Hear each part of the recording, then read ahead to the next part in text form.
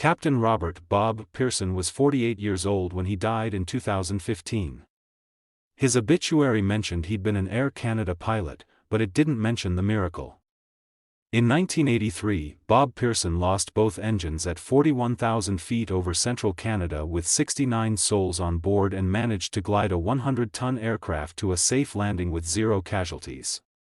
32 years later, he died believing he should have prevented it from happening in the first place. This is the story of the Gimli glider and the man who could never forgive himself for a mistake that wasn't his. July 23, 1983. Air Canada Flight 143. Montreal to Edmonton. A brand new Boeing 767, one of the most advanced aircraft in the world. Bob Pearson was the captain, a decorated pilot with 15 years of flying experience. His first officer was Maurice Quintal, former military pilot, cool under pressure. It should have been a routine flight. The plane had 61 passengers and 8 crew members. Families heading home. Business travelers. A group of children going to summer camp. All of them trusting that the 2 men in the cockpit would get them safely to their destination. What none of them knew was that the plane had been fueled incorrectly. A simple conversion error. Canada had just switched to the metric system, and the ground crew had calculated fuel in pounds instead of kilograms. Flight 143 took off with less than half the fuel it needed. Nobody realized the mistake until it was too late. They were cruising at 41,000 feet, halfway through the flight, over the wilderness of central Manitoba. Suddenly, alarms began sounding in the cockpit. Engine indicators were flashing. Bob and Maurice exchanged glances. This wasn't supposed to happen. Not on a brand new aircraft. Not with modern systems designed to prevent exactly this kind of failure. The left engine died first. A Boeing 767 can fly on one engine. It's designed for that. But then the right engine began sputtering. Within seconds, both engines were dead. Complete power failure. At 41,000 feet, Bob Pearson was piloting what was essentially a 100-ton glider with 69 people on board. The cockpit went eerily quiet. No engine noise. Just the whistle of wind over the fuselage and the frantic beeping of emergency systems. Most of the instruments went dark. The backup power system wasn't designed for this scenario. They had limited hydraulics, no thrust, and were losing altitude at 2,000 feet per minute. Bob's voice on the cockpit recorder was remarkably steady. "We need an airport." Now, Maurice was already calculating. At their rate of descent, they had maybe 15 minutes before they hit the ground. The nearest major airport was Winnipeg. But the numbers didn't work. They wouldn't make it. They were going to crash in the Canadian wilderness, and there was nothing either of them could do about it, except Maurice remembered something. Years ago, when he'd been in the Royal Canadian Air Force, he'd been stationed at a base near Gimli, Manitoba. It wasn't a commercial airport, but it had a long runway. If it was still there, if it was still usable, maybe they had a chance. Gimli, Maurice said.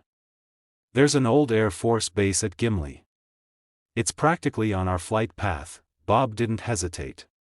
He banked the aircraft, using what little hydraulic pressure remained.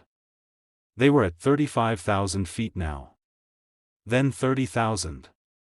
The plane was silent except for the emergency warnings and the sound of children crying in the cabin.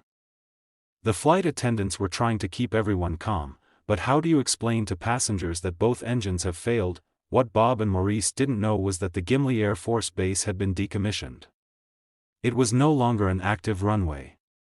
One half of it had been converted into a drag racing strip, and that particular Saturday afternoon, there were hundreds of people there for a race meet. Families with lawn chairs and barbecues, watching cars speed down what used to be a military runway. Bob was fighting the aircraft with everything he had. Without engine power, the 767 was incredibly difficult to control. He had to use gravity and wind resistance to steer, making constant tiny adjustments. One wrong move and they'd stall, go into a spin, and everyone would die. 20,000 feet.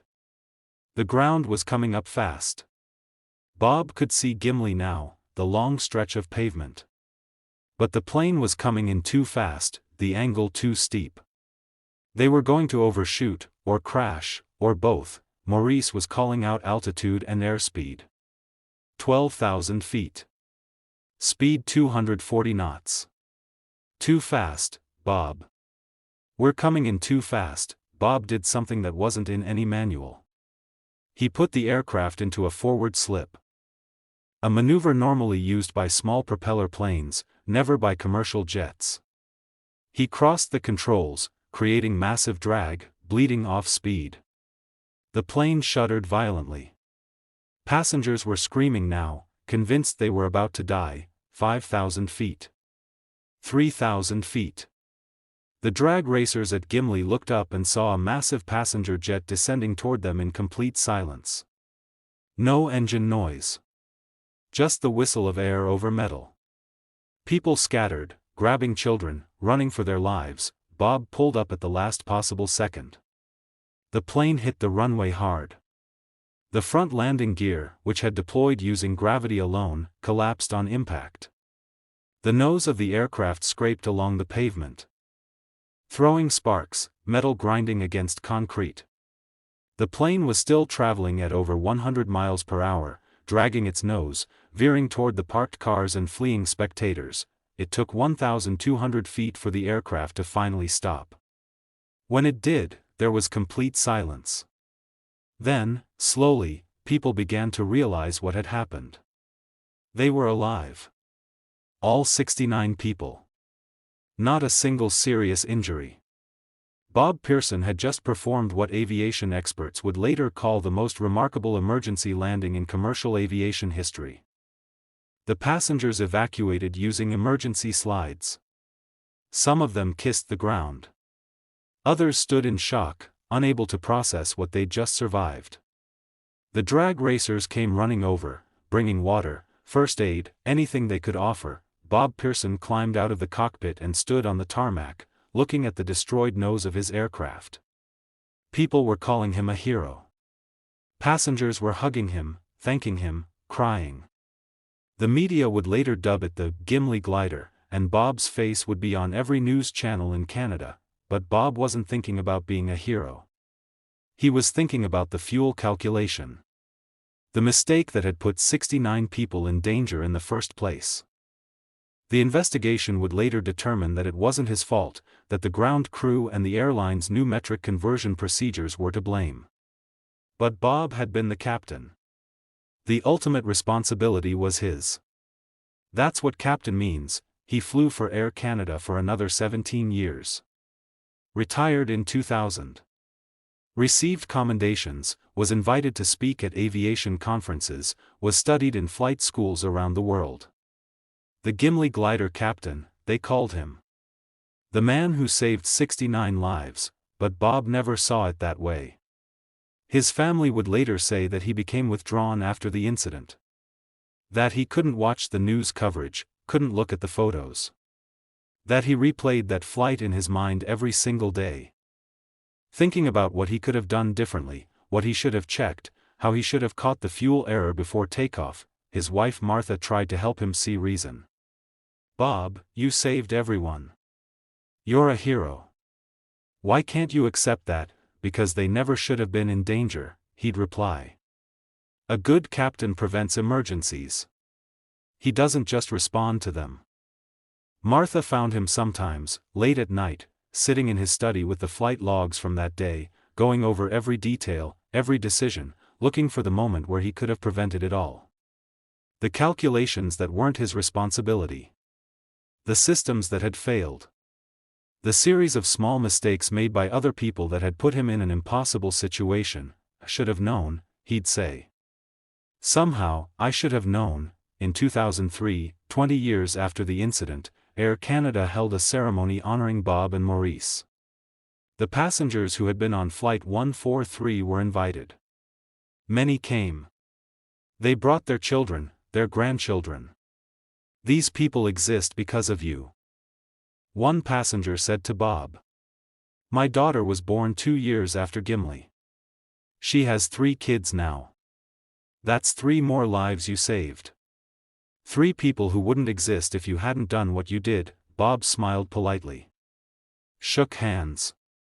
Posed for photos. But Martha could see it in his eyes.